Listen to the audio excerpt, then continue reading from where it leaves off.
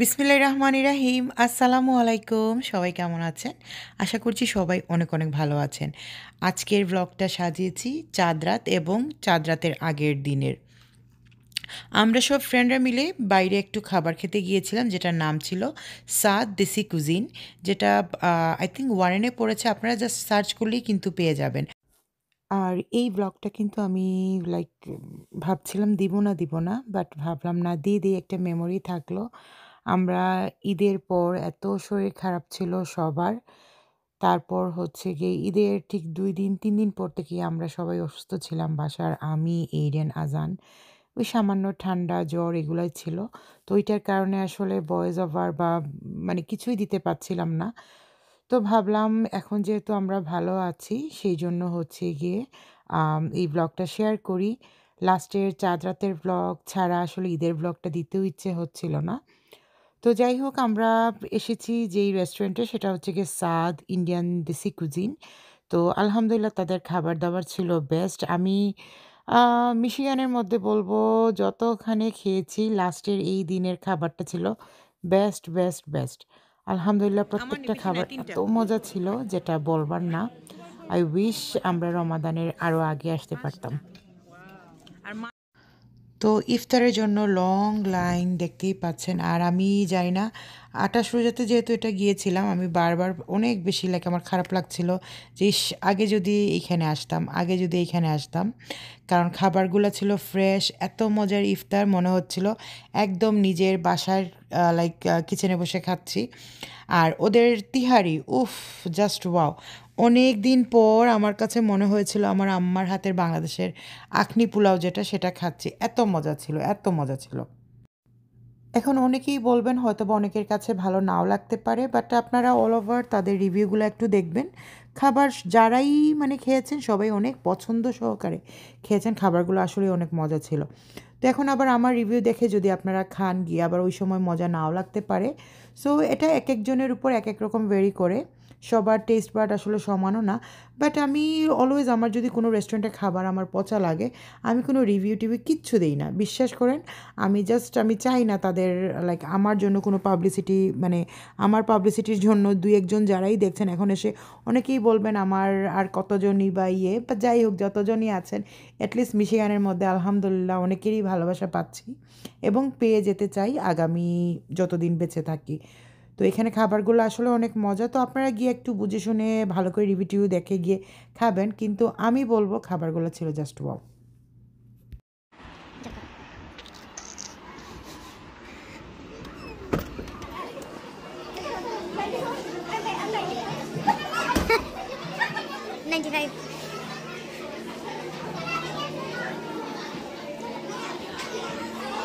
Wow, অনেক risky.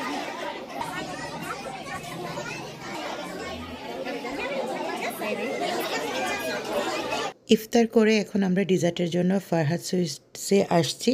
তো দেখা গেছে প্রায়ই ইফতার এইবারকার আমাদের আউটসাইড মানে বাড়া আমরা করেছি। দেন আমরা এই মানে তারাবির আগে একটু আড্ডা দিয়েছি, একটু চা খেয়েছি, দেন যার যার মতো করে বাসায় চলে যাই।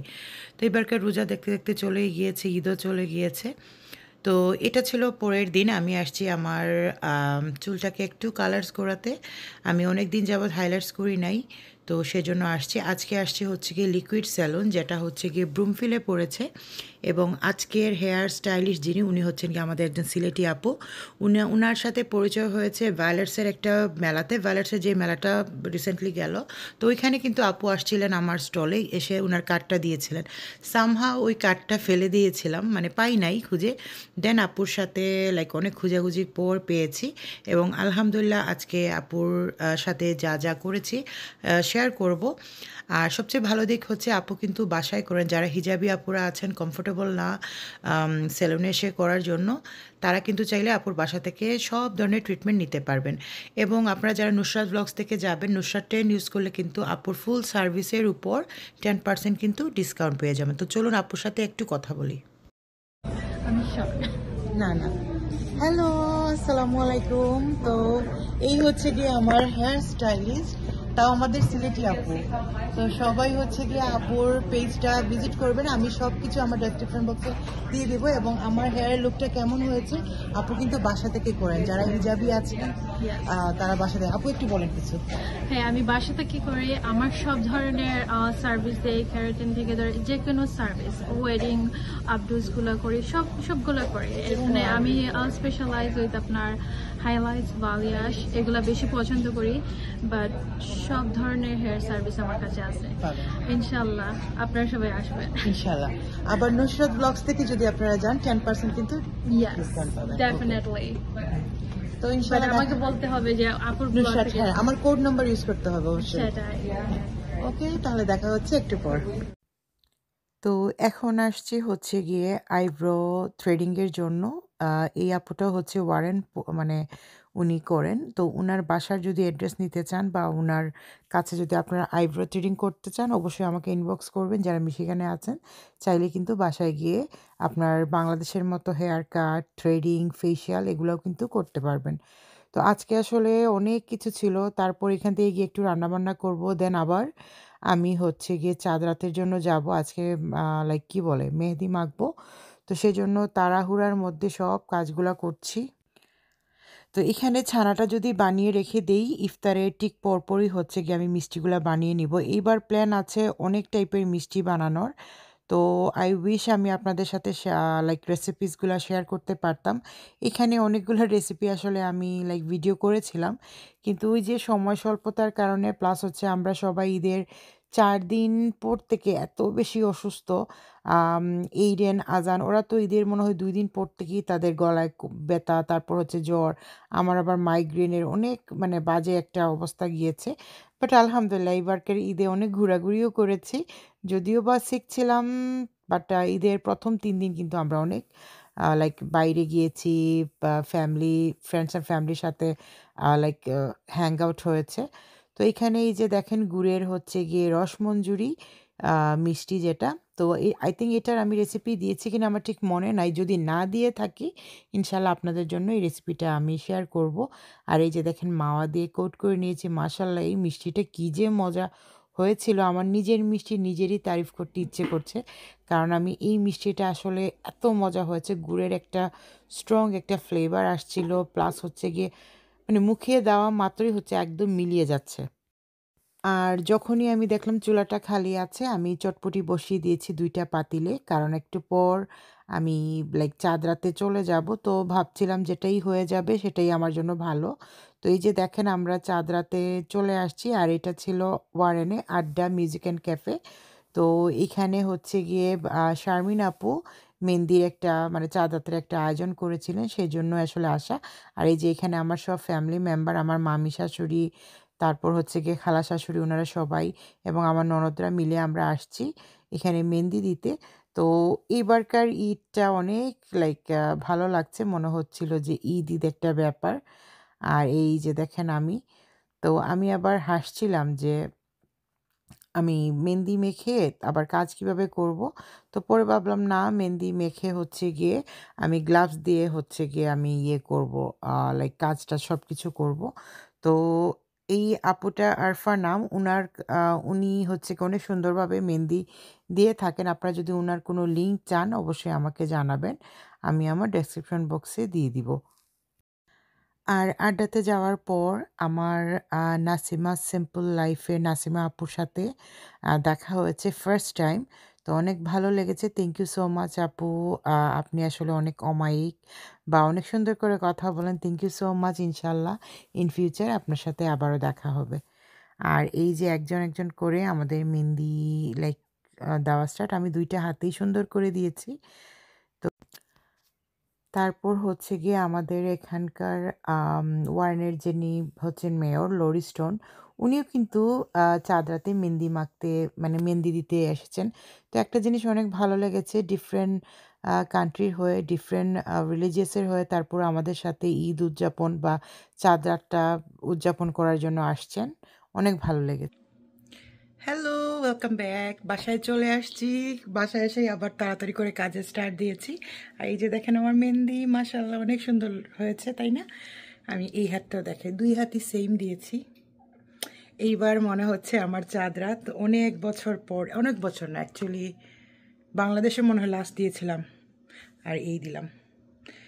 আর আসার পর মনে হয় 2-1বার দিয়েছি, বাট ঈদে দেওয়া হয় নাই। 16 বছর পর মেহেন্দি দিলাম, নইলে তো স্টিকার লাগিয়ে দিই মাঝে সাঝে। আর এখন দেখাই বসিয়ে দিয়েছি হালিম। হালিমটা একটু মেসি। এই যে দেখেন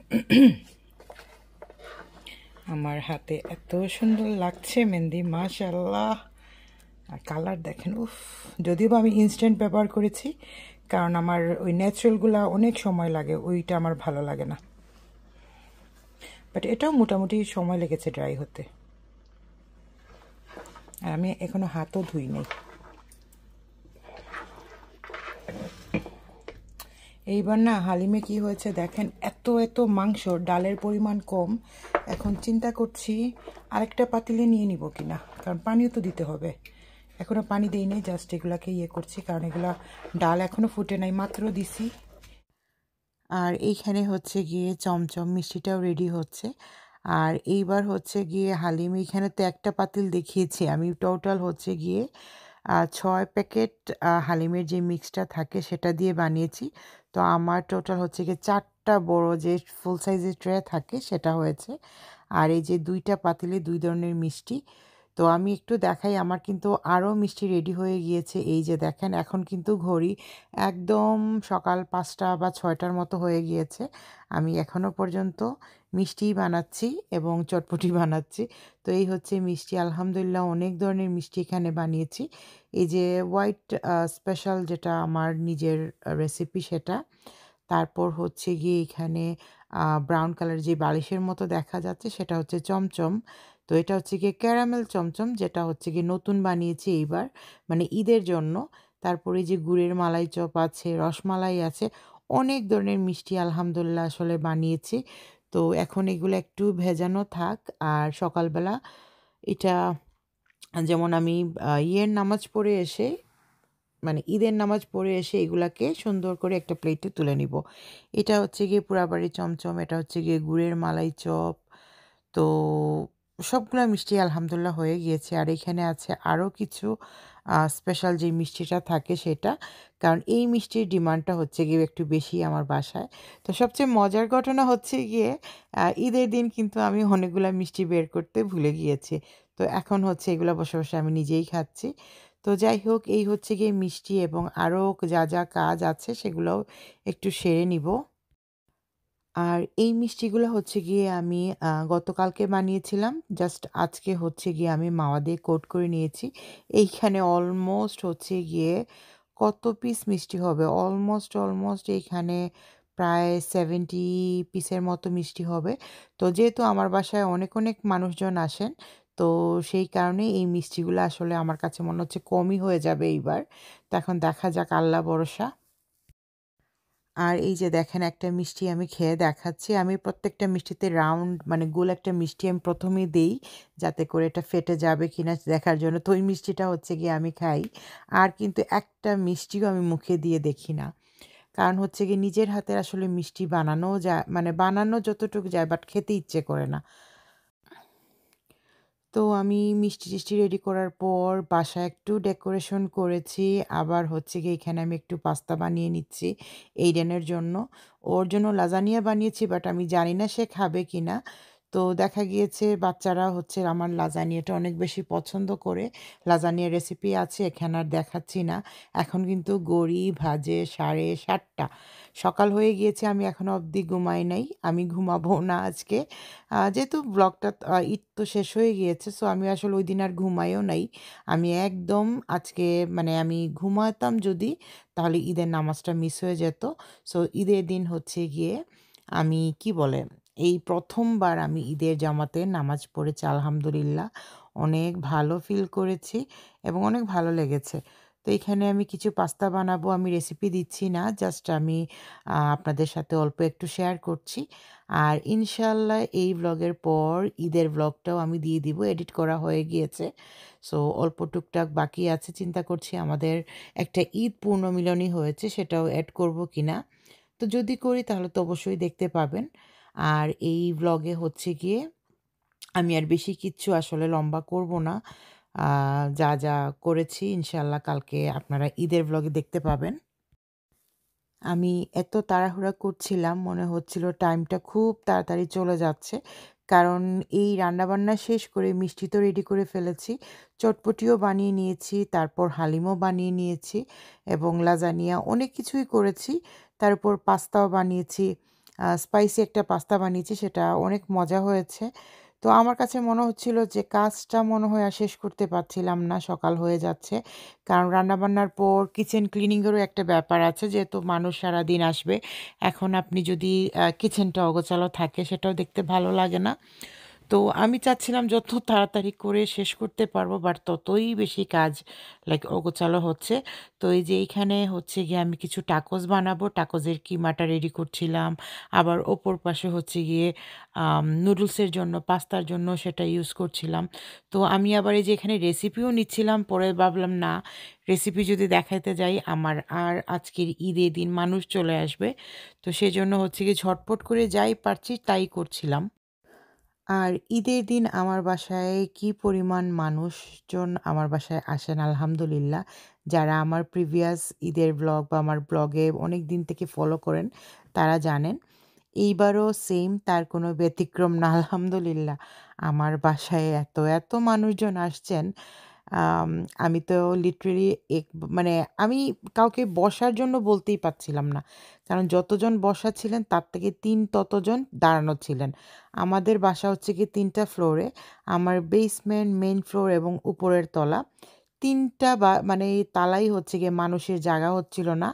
আর আমি হাসছিলাম। আমার একটা ফ্রেন্ড বলছিল যে, "ওরা কি লোকাল বাসে আসছে?" মানে সবাই একসাথে সারাদিন থেকে। আমরা যখন ঈদের নামাজে যাই তখন কিন্তু ফোন আসে যে বাসায় আছি কিনা, আসবেন। আলহামদুলিল্লাহ এই জিনিসটা অনেকেই হয়তোবা পছন্দ করে না। বাট আমি আলহামদুলিল্লাহ এটা এত লাইক করি। কারণ মেহমান হচ্ছে গিয়ে রহমত। অনেকেই আছেন ঈদের দিন অন্য বাসায় মানে নিজের বাসায় না ইয়ে করে প্ল্যান না করে অন্য বাসায় চলে যান বা আমি কখনোই পারি না। আমি যাই, আমি যেন যাই না তেমন না। যারা এখানকার মুরব্বি আছেন যেমন আম আমার ফুপু শাশুড়ি, চাচী শাশুড়ি বা আমার বয়সে যারা মানে আমার যারা শাশুড়ি আছেন তাদেরকে গিয়ে সালামটা করে কোনোমতে দৌড়ে বাসায় চলে আসি এবং আমার মানে ঈদের যেই মানে ঘুরানোটা থাকে সেটা হচ্ছে পরের দিন থেকে স্টার্ট হয়। আমি চাই ঈদের দিন সবাই আমার বাসায় আসুক। আর এইবার তো আরো বেশি। আমি জানি না কেন আমার ফ্রেন্ড বলেন, ফ্যামিলি বলেন সবাই আসছিল। এত ভালো লেগেছে মনে হচ্ছিল যে পুরো একটা মানে ঈদের যেই আমরা যে মেলাগুলা করি না, মেলার মতো লাগছিল যে বাসায় বসার ঠিকই জায়গা দিতে পারছিলাম না কিন্তু অনেক বেশি আনন্দ করছিলাম। তো আমার মোটামুটি সবকিছুই শেষ হয়ে যাচ্ছে। আর এখন ঘড়ি বাজে ৮ঃ০০। তো আমি ১ ঘন্টার মধ্যে পুরো বাসাটা ক্লিনিং-টিনিং করে মপ-টপ দিয়ে তারপর হচ্ছে গিয়ে শাওয়ারে চলে যাব। আর আজকে হচ্ছে আমরা 10:30 তে যেই জামাতটা আছে সেটাতেই অ্যাটেন্ড করব ইনশাআল্লাহ। তো এই যে এখানে আমি পাস্তা কিছু বানাচ্ছি। এটা আসলে মেইনলি বানানোর উদ্দেশ্য হচ্ছে আমার এইডেন এবং আজানের জন্য। কারণ আমার পিচ্চিগুলা যে এত, এত খাবার বানিয়েছি ওগুলা কিছুই খাবে না। তো হোপফুলি এটা খাবে। আর এখানে হচ্ছে গিয়ে আমি শ্রিম্প যেই পপকর্ন যে শ্রিম্পটা থাকে প্যাকেটের মধ্যে সেটাকে একটু বেক করে দিয়ে দিয়েছি। তো আমার এইডেন এটা অনেক বেশি পছন্দ করে। তো যাই হোক আজকের চাঁদ রাতটা কেমন লেগেছে অবশ্যই জানাবেন। আর ইনশাআল্লাহ আগামীকাল ব্লগে ঈদের সব ব্লগগুলা কিন্তু আপলোড হয়ে যাবে। তো সবাই ভালো থাকবেন। আল্লাহ হাফিজ।